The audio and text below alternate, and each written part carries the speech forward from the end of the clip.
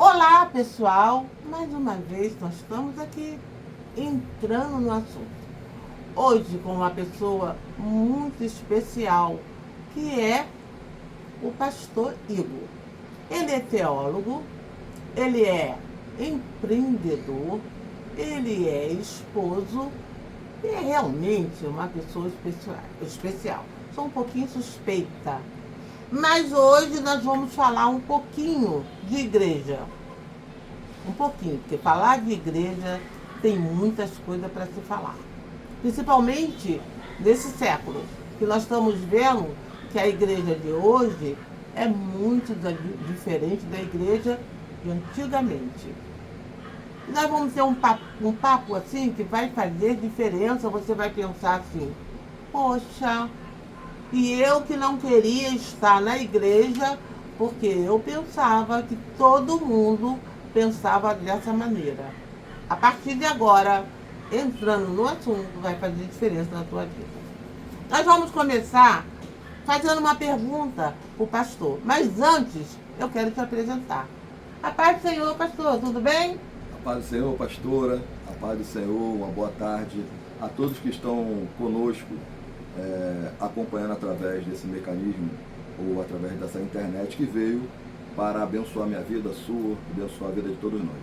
Deus abençoe, uma boa tarde a todos e que venha a ser um papo bem gostoso para todos nós. Ah, que maravilha! A primeira pergunta é: o que o senhor acha da igreja que é empresa? É um assunto bastante complexo nos dias de hoje, porque alguns têm uma perspectiva diferente do que a igreja é hoje. Para nós, a igreja ela não é uma empresa e nunca será. Até porque se a igreja ela se tornasse uma empresa, ou se a igreja ela fosse uma empresa, os fiéis, os membros e as ovelhas se tornariam clientes. E não foi para isso que Deus nos chamou, não foi para isso que Deus levantou uma igreja na terra. A igreja ela é o poder de Deus para a salvação de todo aquele que nele crê. Então, respondendo a sua pergunta, pastor, eu não creio que a igreja ela seja uma empresa. Eu creio que a igreja ela precisa ter uma organização, mas isso não faz dela uma empresa. Maravilha essa explicação, porque tira a tua dúvida. E teve um detalhe aí que chamou a minha atenção. Se a igreja é empresa, você é cliente. E não é isso. O Senhor não chamou ninguém para ser cliente, e sim para ser os fiéis que vão ter a salvação. Maravilha, pastor. Muito bom, muito bom. A igreja é um meio de ganhar dinheiro? A igreja ela não é um meio de ganhar dinheiro, nunca foi e nunca será. É lógico que não podemos generalizar, porque existem muitas igrejas sérias, existem muitos pastores sérios, então nós não podemos colocar todo mundo no meio balaio. Mas a grande verdade é que nos dias atuais, ou nos últimos dias, nós temos nos deparado com algumas situações que acaba nos entristecendo como servos de Deus, como a noiva de Cristo, como alguém que Deus nos chamou para fazer a diferença. Porque Jesus ele nos colocou como o sal dessa terra. E o sal, ele não pode nem ser muito, mas ele também não pode faltar.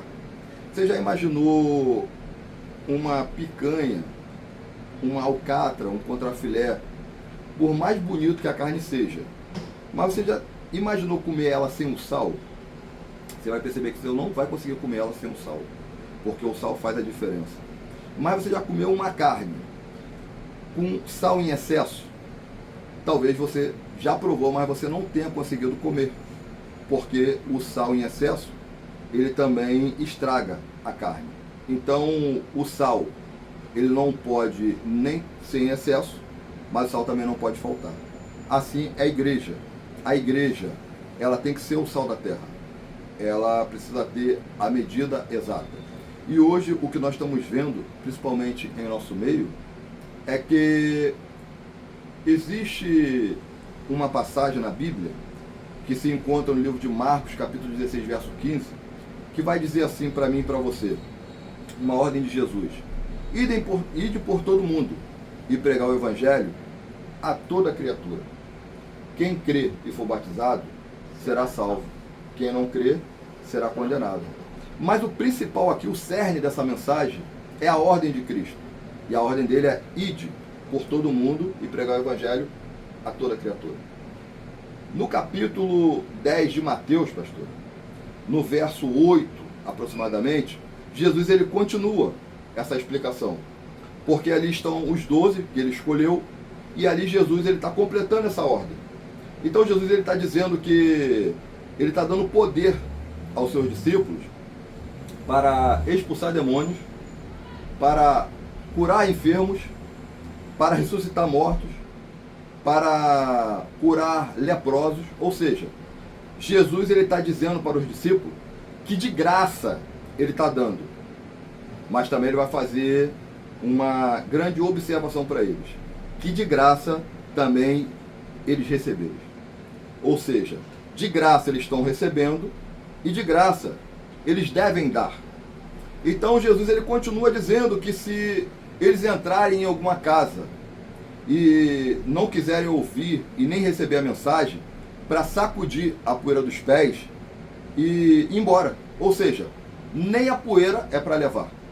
Então hoje nós estamos no meio de um tempo onde nós temos visto pregadores, homens que pregam a palavra, que ministram com muito afinco, com muita excelência, com muita sabedoria a palavra, porém foi algo que eles receberam de graça, porque é o dom de Deus. O homem, embora ele possa ter muita sabedoria, muito conhecimento, mas se Deus não deu o dom, se Deus não tiver naquele negócio, nada vai acontecer. Então hoje nós temos visto pessoas com dom, pregando a palavra, mas infelizmente estão cobrando. Eles, muitas das vezes, eles não vão direto, eles não entram direto no assunto, mas eles vão pela beirada. Eles dizem assim: eu só peço uma oferta para abençoar o meu ministério. Eu peço uma oferta para agendar a data. Só que não foi isso que Jesus nos prometeu. Jesus nos prometeu a vida eterna. Imagina, quem era você antes de Jesus te escolher, te levantar? Quem era eu antes de Jesus me escolher e me levantar? Então hoje, se você não pagar, ou entre aspas, não dar oferta, eles não vão. E não é isso que Deus nos ordenou a fazer. Tenho certeza que do céu Deus está muito triste quando ele vê essa situação. Agora imagina, pela misericórdia, eu sou um pastor. E pela misericórdia de Deus, hoje eu estou pastor presidente de uma igreja. Eu poderia usar desse artifício para me dizer que o obreiro é digno do seu salário e eu viver às custas da igreja. Porém, Deus não me chamou para isso. Deus me chamou para ser um semeador, um cooperador, para que a obra possa avançar. E eu acordo 3 horas da manhã. Eu sou um empreendedor. Eu trabalho no ramo do transporte, eu tenho um caminhão. Então, 3 horas da manhã eu saio para trabalhar e não tenho hora para chegar. Então, durante o meu trajeto, durante o percurso, durante o trabalho, eu tenho que orar a Deus, pedir a proteção de Deus, para mim não ser roubado, porque aqui é Rio de Janeiro e o Rio de Janeiro, ele... Não tem como nem comentar. Então, além de você pedir a proteção a Deus, para você não ser roubado, você ainda precisa pedir a proteção a Deus para o guarda não te multar, porque no Rio de Janeiro, não dá para parar em qualquer lugar. Rio de Janeiro não é para amadores. Então, é dali que eu trago o meu sustento, é dali que eu trago a minha oferta, é dali que eu abençoo a obra de Deus. Então, eu acordo 3 horas da manhã, trabalho o dia inteiro, não tenho hora para chegar. Você acha que seria justo alguém cobrar para pregar a palavra de Deus? Em questão de 2 horas, a pessoa pede uma oferta de 300, 500, R$1.000. E uma observação aqui, entre aspas, que eu eu gostaria de fazer aqui um comunicado. Eu sou a favor de abençoar. Ninguém nunca foi na nossa igreja e deixou de ser abençoado. Então eu sou a favor de abençoar. Não precisa pedir. Mas não precisa pedir. Eu vou te dar um exemplo que aconteceu uma vez. Certa vez uma pessoa da nossa igreja, ela pediu para trazer um pregador. Só que ela conhece a minha forma de trabalhar. E eu não pago pregador para pregar na igreja. Eu não pago ninguém um centavo para pregar. Porque a palavra de Deus, ou pregar a palavra de Deus, tem que ser a maior riqueza desse mundo. A pessoa não pode colocar a pregação como um negócio, uma profissão. A pregação da palavra de Deus tem que ser o maior estímulo que todo homem, toda mulher precisa ter. Então essa pessoa, ela pediu para trazer um pregador. E ela falou: pastor, ele cobrou R$200, ele pediu uma oferta de R$200 e até dispensei que eu sei que o senhor não vai liberar. Eu chamei um amigo que há muito tempo atrás, ele viveu numa vida do tráfico, e hoje ele é um evangelista, um grande homem de Deus, e eu queria trazer ele, e surgiu essa oportunidade, eu fiz o convite. Em nenhum momento ele me pediu dinheiro de passagem, ele me pediu ajuda de custo nenhum, dinheiro de gasolina, de nada. E ele veio, pregou a palavra, nós sentimos um desejo de abençoá-lo por R$100. Uma pessoa que estava na igreja falou: pastor, eu posso abençoar ele com R$100? Falei: pode, com toda certeza. Então a igreja abençoou com 100. A pessoa abençoou com 100, deu quanto? 200. Quanto que a pessoa pediu lá? 200. Então não precisa pedir, porque Deus é um Deus que conhece a minha e a tua necessidade. Então a pessoa que cobra para pregar ou pede uma oferta, ela já não é mais uma noiva, ela já se tornou uma prostituta. E o maior errado não é quem pede, não. O maior errado é quem paga, quem promove. Porque se você é pastor, não pagar, essa pessoa não vai pedir mais ninguém. Sabe por que ela pede? Sabe por que ela estipula? Porque você paga. Então todo aquele que cobra para pregar, você é um vagabundo. Você não quer trabalhar. E eu te provo isso na Bíblia. Um dos homens que mais implementou igreja na terra, ou foi considerado o maior missionário do Novo Testamento, chama-se Paulo, o apóstolo Paulo. E na primeira carta aos Tessalonicenses e a segunda carta aos Tessalonicenses, ele frisa bastante sobre isso. E eu vou ler para você. Deixa eu... capítulo, eu vou ler a segunda carta, porque enfatiza também. Segunda carta aos Tessalonicenses, capítulo 3, do verso 6 em diante. Ele vai dizer assim: mandamos-vos, porém, irmãos, em nome do Senhor Jesus Cristo, que vos aparteis de todo irmão que anda desordamente, e não segundo a tradição que de nós recebeu. Ele continua: porque vós mesmos sabeis como convém imitar-nos, pois que não nos houvemos desordamente entre vós. Nem de graça comemos o pão de homem algum, mas com trabalho. Ouviu? Com trabalho. Ele continua dizendo: e fadiga, trabalhando noite e dia. Você entendeu? Você não quer trabalhar, né? Você achou que o evangelho, ele é um comércio. É uma porta. É um meio de ganhar dinheiro. Você está errado. O evangelho não é meio de ganhar dinheiro, não. Ainda que a igreja te abençoe, mas o objetivo principal não é esse. O objetivo principal são ganhar almas. Mas Paulo continua dizendo aqui, para você. Deixa eu ver onde estava. Porque vós mesmos sabeis como convém imitar-nos, pois que não nos houvemos desordamente entre vós, nem de graça comemos o pão de homem algum, mas com trabalho e fadiga, trabalhando noite e dia, para não sermos pesado a nenhum de vós. Sabe o que isso quer dizer? Muitas das vezes você que prega, você não tem ideia de como é o sacrifício de um pastor, de uma igreja, para poder organizar, talvez, uma festividade, talvez organizar um culto, uma palestra de casais para abençoar casamentos, para promover algo que venha mudar, que venha ganhar almas. Você não sabe o esforço. Se você soubesse, você não cobraria. Porque a igreja tem muito trabalho, é muito esforço, é muita dedicação. E aqui eu faço um adendo, e eu quero aqui prestigiar, elogiar a todas as mulheres, porque as mulheres de todas as igrejas, elas fazem a diferença, porque as mulheres, elas metem a mão no pesado, elas se preocupam com os mínimos detalhes, e vocês mulheres estão de parabéns.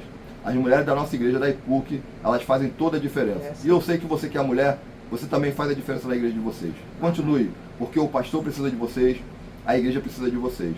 Então você que cobra, muitas das vezes você não tem ideia de como a igreja se esforça para poder fazer ou promover algo para abençoar vidas.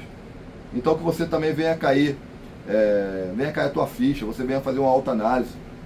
Deus não te chamou para cobrar não, meu irmão. Deus te chamou para ganhar vidas, para ganhar almas. E Paulo continua dizendo aqui que ele não quer ser pesado. Não porque não tivéssemos autoridade, mas para vós dar em nós mesmos exemplo para nos imitar. Então Paulo está dando exemplo. Ele não quer ser pesado, ele não quer cobrar a igreja, ele não quer cobrar oferta de amor, até porque o amor, ele não é estipulado. O amor não se pede. É espontâneo. O amor é espontâneo, o amor se conquista. O amor é conquistado. E o mesmo Deus que te impulsiona a pregar a palavra de Deus é o mesmo Deus que toca no coração do pastor para te abençoar. Então não precisa pedir não. O pastor vai te abençoar, a igreja vai te abençoar. E ainda que esse pastor não te abençoe financeiramente, Deus ele já está te abençoando. E a bênção de Deus é maior e melhor do que qualquer ouro ou qualquer riqueza aqui dessa terra. Paulo continua dizendo aqui: porque quando ainda estávamos convosco, vos mandamos isto, que se alguém não quiser trabalhar, não coma também. Então, gente, você que é pregador, você que cobra, você que estipula oferta, você que estipula valor, gente, vai trabalhar. Trabalho não mata ninguém não. Eu sei que muitas das vezes é cansativo, traz fadiga, mas o trabalho ele enobrece o homem. O trabalho é bom, o trabalho faz bem. Então, não pese a igreja de quem você é convidado, porque o maior a maior recompensa? A maior recompensa, pastora, é pregar a palavra de Deus. Eu lembro que a minha primeira pregação eu fiquei muito feliz. E eu falo, assim como Paulo escreveu, Paulo está dando exemplo. E eu desafio a qualquer um aí, dizer qual foi o dia que eu preguei e cobrei para ir em alguma igreja. Nós estivemos em São Paulo agora, acabei de vir de São Paulo, não pedi um centavo, pastor, para ir e nem para voltar. Por quê? Porque eu entendo que é uma forma de eu ofertar o meu sacrifício ao Senhor. Eu ia abençoar uma igreja sem cobrar nada. Se você for abençoado financeiramente, amém. Se você não for, glória a Deus. O importante é você ganhar almas para o Senhor. Porque de graça você recebeste. De graça, dai. Ainda tem uma coisa. Aí você pensa assim: mas ele está falando isso porque ele é cheio do dinheiro. Negativo. Acorda 3 horas da manhã. Acorda. Ele faz isso com o maior carinho. E o que acontece? A recompensa é grande porque nunca faltou nada para ele. E para nós encerrarmos, eu quero fazer uma pergunta, pastor. O senhor acredita que Deus pode restaurar relacionamento ou casamento? Sim, eu acredito que o nosso Deus é um Deus que renova amor, renova sentimento, Deus renova aliança. E eu provo isso para você na Bíblia. A Bíblia, ela relata um homem chamado, lá em 1 Crônicas, se não me engano, capítulo 12, salvo a memória assim, porque eu também não estou tão novinho assim. Mas lá em 1 Crônicas, vai relatar sobre um homem chamado Obed-Edom. Quem conhece a história de Obed-Edom sabe que esse homem, ele era alguém que passou por uma fase da sua vida com grande dificuldade, inclusive na área sentimental. Mas quando a arca, que representava a presença de Deus, adentra a casa desse homem, esse homem adora, esse homem ele cuida da presença, esse homem ele carrega a presença de Deus como ninguém na face da terra. Deus, ele muda o quadro da vida desse homem. E o primeiro quadro que Deus vai mudar é da área sentimental. Deus renova o amor, Deus renova o sentimento. E você que está me ouvindo, o teu casamento, ele foi instituído por Deus. É uma Glória instituição a de Deus. Deus. Então, o que ajuntou o homem, o que ajuntou a Deus, o homem não pode destruir nem separar. Então, ainda que neste momento você não esteja tão bem assim no teu relacionamento, no teu casamento, ou o demônio do divórcio tem tentado entrar na tua área sentimental, no teu casamento, saiba você que Deus, ele não instituiu o divórcio. Deus, ele não instituiu a ninguém casar para se separar. Então, o teu casamento, ele é obra de Deus, e se você está passando por algum momento da tua vida aonde você está à beira de um divórcio, saiba você que Deus, ele não se alegra com o divórcio. E Deus é um Deus que renova sentimento, que renova amor. Ah, pastor, mas eu não amo mais. Mas quem te disse que o casamento, ele tem que ser movido pelo amor? O casamento, ele agrega muitas outras coisas, como gratidão, como companheirismo, como amizade, cumplicidade. Mas acima de tudo, Deus, ele renova o teu amor. Deus, ele renova o teu sentimento. E nós temos vivido isso na igreja nos dias atuais. Muitos casais cristãos, evangélicos, servos de Deus e servos de Deus, têm se separado. E às vezes por coisa boba, por coisa mínima. Às vezes tem coisas que são coisas graves, mas na maioria das vezes é por coisa mínima. Então não deixe esse demônio entrar na tua casa, entrar no teu casamento. Porque talvez hoje você não pense assim, mas lá na frente você vai ver que vai fazer uma grande diferença para os teus filhos, na tua casa, na criação dos teus filhos, na formação dos teus filhos. Então Deus é um Deus que renova sentimento, Deus é um Deus que renova o amor, Deus é um Deus que renova o relacionamento. Então, pastor, eu acredito sim, que Deus, ele tem o poder de renovar, de transformar e fazer novo todas as coisas. O teu casamento, ele é de Deus. Maravilha! E quando o pastor fala que o Senhor renova, mas é necessário você também querer. Ah, o Senhor renova, mas eu quero, porque o Senhor está à frente. E como foi dito, ele uniu, ninguém separa. Porque quando o casamento está em crise, porque muitas vezes é necessário você fazer feliz o outro. Mas aí o outro faz você feliz. Aí não tem nada que vai separar esse casal, né? Maravilha, pastor.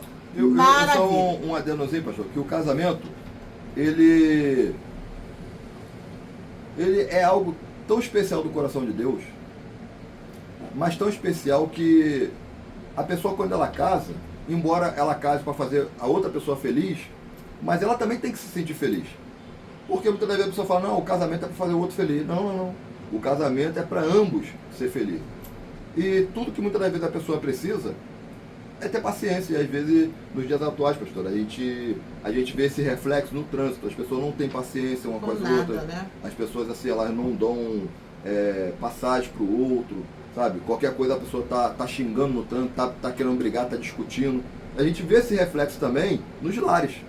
Porque as pessoas têm tido pouquíssimas paciência um com os outros. Então, um grande sábio uma vez falou para mim, e é uma grande verdade. E ele fala assim: eu prefiro ter paz do que ter razão. Isso me lembra uma ilustração, pastor, que havia duas crianças brigando na rua. E tinha um homem que estava observando aquela briga das crianças. Dado momento, vem os pais das duas crianças. E ali um toma um partido de um toma um partido do outro, e eles começam a discutir. E um ameaça o outro. Dado momento aqui, ela toma, deixa disso, entra, e cada um vai para sua casa. Passa alguns minutos, um dos pais vem e fala com você: viu o que aconteceu? Ele falou: eu vi. Você acredita que aquele garoto é muito abusado? Ele acredita. Você viu que eu estou certo? E ele falou: você está certo. Está errado não, você está certo. Passa alguns minutos, esse homem vai embora e vem o outro pai e fala: você viu o que aconteceu? O cara abusado, a criança dele não respeita ninguém. Você acha que eu estou certo? E ele fala: não, você está certo. E ele fala que os dois estão certos, só que tem a esposa observando. E a esposa vai dizer assim: você não tem caráter. Veio um, falou alguma coisa, você falou que ele estava certo.